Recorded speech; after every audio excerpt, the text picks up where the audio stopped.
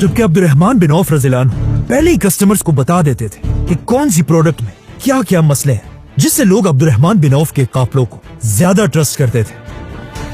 Abdurrahman bin of अपने businesses के लिए किसी से कर्जे नहीं लेते थे।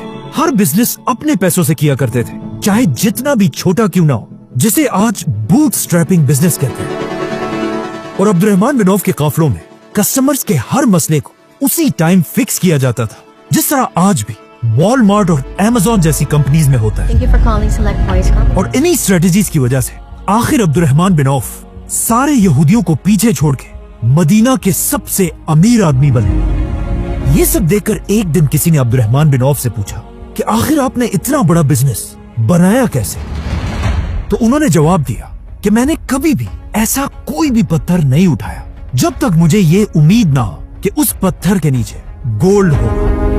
ये तो थे अब्दुर्रहमान बिन औफ के बिजनेसेस, लेकिन इस सब के अलावा भी अब्दुर्रहमान रज़ियल्लाहु अन्हु आप सल्लल्लाहु अलैहि वसल्लम के साथ हर जंग में बहादुरी से खड़े थे और अपने इसी बिजनेस के दौलत से मुसलमानों की इस आर्मी को सपोर्ट करते रहते थे।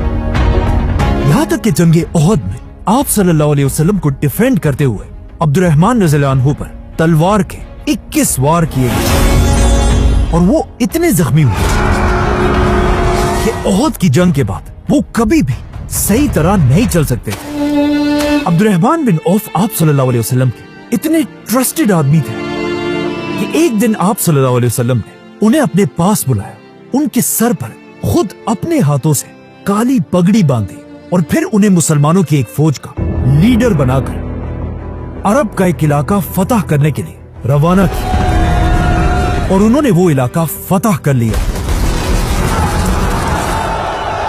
जिसके बाद जब मुसलमान खैबर की जंग जीते, आप सल्लल्लाहु अलैहि वसल्लम ने अब्दुर्रहमान बिन औफ को खैबर के 2 बड़े बाग गिफ्ट दिए। लेकिन खैबर के जंग के बाद अब्दुर्रहमान बिन औफ की पुरानी जिंदगी का एक वाकया दोबारा उनके सामने आया।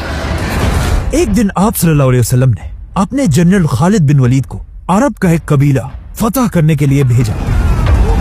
खालिद बिन वलीद आप सल्लल्लाहु अलैहि वसल्लम के हुक्म से फुल स्पीड उस कबीले की तरफ रवाना हुए। लेकिन वहां पहुंचते ही उन्होंने किसी कंफ्यूजन की वजह से वहां के कुछ लोगों को मारने का हुक्म दिया, जिसे हम पहले ही एक्सप्लेन कर चुके। इन लोगों को मारने की वजह से कुछ सहाबा खालिद बिन वलीद से नाराज थे, क्योंकि ये वही कबीला था जिसने इससे बहुत साल पहले मक्का के एक काफिले पर हमला किया था। जब अब्दुर्रहमान बिन औफ के वालिद अपने दोस्तों के साथ एक सफर पर जा रहे थे, अरब के एक बदमाश कबीले ने उन पर हमला करके उन्हें और उनके दोस्त को मार डाला। और उनके ये दोस्त खालिद बिन वलीद के चचा थे। जैसे ही खालिद बिन वलीद वापस मदीना पहुंचे, अब्दुर्रहमान बिन औफ सीधा उनकी तरफ बढ़े और कहा कि मुझे लगता है तुमने इस कबीले के लोगों को सिर्फ इसलिए मारा है ताकि तुम अपने चचा के खून का बदला ले सको। खालिद बिन वलीद इससे कुछ ही अरसा पहले मुसलमान हुए थे, तो खालिद बिन वलीद ने अब्दुर्रहमान रज़ियल्लाहु अन्हु को सख्त जवाब दिया और इस तरह इन दोनों की बहस बढ़ती गई और ये बहस इतनी